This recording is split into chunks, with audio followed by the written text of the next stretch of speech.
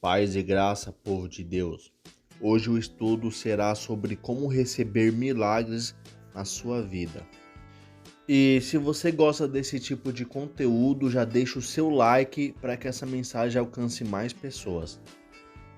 Como base para esse estudo, eu usarei a palavra que está em Lucas 18, do 1 ao 8, a parábola do juiz iníquo. É uma parábola que se remete à perseverança na fé. A perseverança na fé é uma das exortações bíblicas mais urgentes nos dias de hoje, sobretudo quando acompanhada da oração, pois esta também é de suma importância, visto a forma de comunicação vital dos discípulos com o Pai, soberano nesses tempos perigosos até o estabelecimento final do reino de Deus. Essa parábola, também conhecida como a parábola da viúva persistente, mostra que a oração intermitente em tempos de crise é o meio pela qual os discípulos do reino se valem da justiça do Pai ao seu favor. Interpretando a parábola do juiz iníquo. Essa é uma parábola difícil. Muitos estudiosos consideram essa parábola uma das mais difíceis. De fato, o modo como algumas Bíblias a intitulam, ou seja, quando na epígrafe editorial consta, por exemplo, a parábola do juiz iníquo, tem levado muitos a fazer interpretações equivocadas sobre a bondade, o amor e a justiça de Deus. Contudo, devemos levar em conta o propósito que levou Jesus a contar essa parábola. Trata-se de uma parábola que, a exemplo de outras que ainda estudaremos, funciona como um contraste. Conforme veremos, ela possui até certo fundamento em seu estilo de acentuar a perseverança e se faz acompanhar de um chamado ao discernimento. Três afirmações da defesa graciosa que Deus faz dos seus e é concluída com um questionamento sobre a existência ou não da fé quando chegar o tempo em que Deus defenderá os seus. O juiz. Não é preciso interpretar ao pé da letra cada detalhe de todas as parábolas. Entretanto, aqui vamos assim proceder com o fim exclusivo de mostrarmos o contexto que se passa na mente dos ouvintes. Tudo indica que na estrutura jurídica do judaísmo antigo existiam dois sistemas de tribunais, o judaico e o gentílico. Por isso, há estudiosos que entendem que o magistrado da parábola era um juiz gentil. Três juízes deveriam definir a sentença nos casos que envolvesse propriedade. Flávio Joséfo fala de tribunais com até 7 juízes na Galiléia. A parábola pressupõe um tribunal com juízes somente, pois neste caso pode tratar-se um simples recurso para a simplificação da narrativa. Na verdade, para entendermos melhor a parábola, não é tão importante o conhecimento sistêmico jurídico naquele tempo, mas sim nos conscientizar da condição desesperada de muitas viúvas da época que sofriam com juízes corruptos ou desumanos. A viúva. As viúvas eram reconhecidas pelas suas roupas típicas, as quais indicavam a sua situação. Naquele tempo, as jovens casavam-se no início da adolescência. Por isso, apesar de haver muitas viúvas, elas não eram necessariamente mulheres de idade avançada. A maioria era deixada sem nenhuma forma de subsistência. Se permanecessem na família do falecido, acabavam numa condição inferior, quase servil.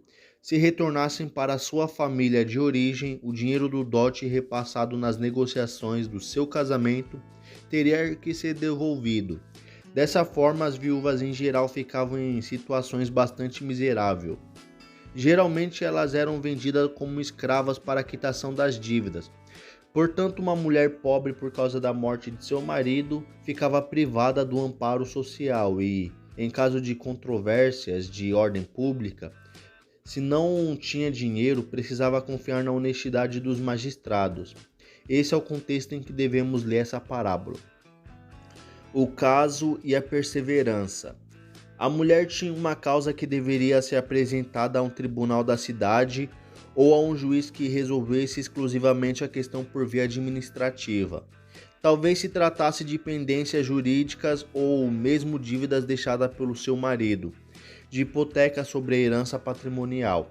Apesar de o caso poder enquadrar-se nos inúmeros existentes à época quando uma mulher tinha de defender seus direitos contra a maldade de um adversário poderoso que, sendo mais importante e influente, está seguro e tranquilo, ela toma uma decisão inédita, pois não escolhe advogados, talvez a sua condição nem o permitisse, nem defensores públicos, mas contra o costume de seu ambiente, decide apresentar-se pessoalmente à instância ao juiz. Este, segundo o relato, é um juiz iníquo, isso é, não teme a Deus. Ela, porém, demonstra um coração decidido e uma disposição muito grande, tanto que o texto usa a expressão molesta para indicar a perseverança da viúva diante do juiz. Por isso, ao final, o juiz cede para não ser mais incomodado, isso é, molestado pela mulher que a importuna. A bondade de um Deus justo. Deus é bom. Não é novidade o fato de a Bíblia estar repleta de textos que demonstram a bondade de Deus. A parábola, uma vez mais, reforça tal verdade quando o Senhor retoricamente questiona: e Deus não fará justiça aos seus escolhidos, a quem clama a ele de dia e de noite, ainda que tardio para com eles?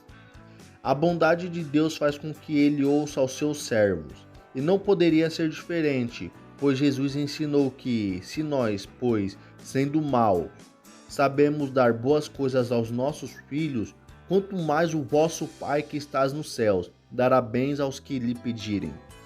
Antes disso, o mestre também ensinava sobre a oração, dizendo: pedi e dar-se-vos-á, buscai e encontrarei, batei e abrir-se-vos-á.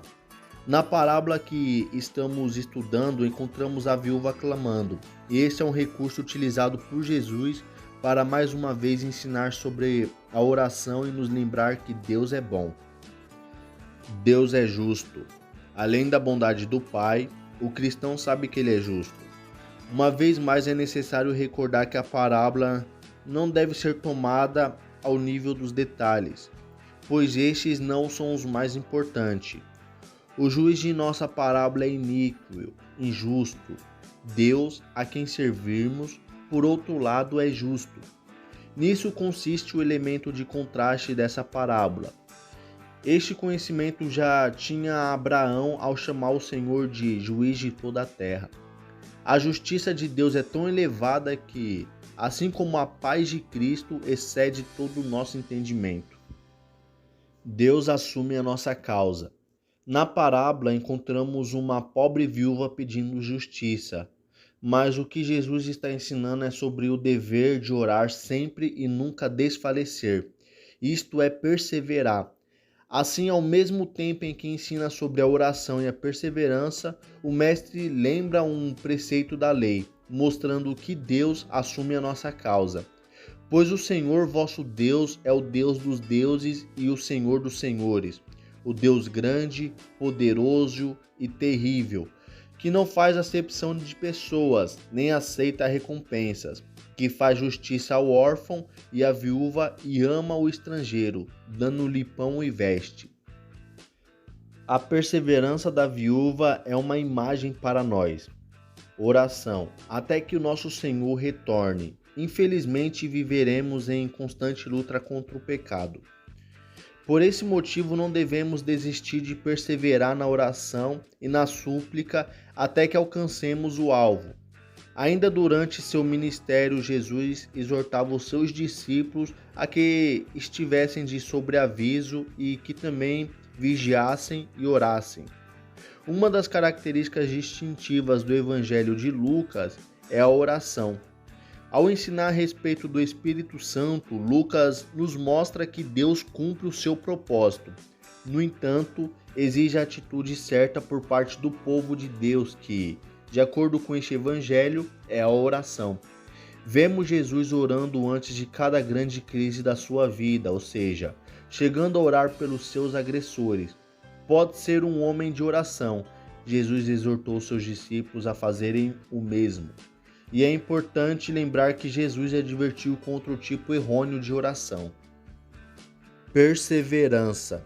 Além de orar, é necessário compreender que a oração deve vir acompanhada de perseverança. A exortação à oração persistente está estreitamente ligada à expectativa da volta do Senhor. O texto de Lucas 17:22 nos alerta de maneira bastante clara a respeito do tipo de oração e do perigo de esmorecimento na prática oral a qual se tem em mira aqui. Deus quer ser buscado de forma incessante e persistente pelos seus, pois a perseverança levará em conta o tempo de espera como um meio para aclarar e purificar nossa vida no aprendizado das coisas de Deus. Fé. Somos, da mesma forma, exortados a perseverar na fé. A parábola conclui com uma pergunta: quando, porém, vier o Filho do Homem, porventura achará fé na terra? Jesus refere-se aqui à fé da súplica incessante, que não esmorece, ou seja, a fé perseverante. A própria interrogação traz uma conexão direta com a parábola, pois questiona se o filho irá encontrar uma fé persistente como a da viúva. Esta fé é aquela que, em meio às dificuldades e às perseguições, transformam-se em fidelidade e coragem para testemunhar diante dos homens. A fim de preservarmos esse tipo de fé, precisamos cultivar uma vida de oração constante e persistente. A interpretação dessa parábola como um ensino sobre a oração persistente tem sido a melhor interpretação ao longo da história da Igreja. A viúva que, com sua insistência, constrange o juiz à intervenção, é um modelo de perseverança na fé e na oração confiante. Esperar com firmeza e fidelidade a vinda do Filho do Homem, ou seja, a consumação da nossa salvação, é o melhor incentivo para a oração corajosa. No mundo tereis aflições, disse Jesus, mas somos convocados a permanentemente invocar a Deus por socorro, pois sempre fará justiça aos que clamam a Ele. Deus sempre estará junto daqueles que perseveram na fé e na oração. Olha só, e se você tem dificuldade de se permanecer na santidade, você até quer permanecer na presença de Deus, mas acaba pecando, e aí você ora pedindo perdão e acaba errando outra vez? Bom, para você que está nessa circunstância, independente de qual seja o seu pecado, de qual seja o seu erro, existe uma solução baseada na Bíblia. Nós criamos um e-book a qual trazemos soluções bíblicas para a sua vida, para você vencer essa situação que você está passando, onde você quer permanecer em santidade, mas não consegue, que vive pecando sempre no mesmo pecado. Acesse o primeiro link da descrição, que ali estará o nosso e-book, que iremos te ajudar através da própria Bíblia.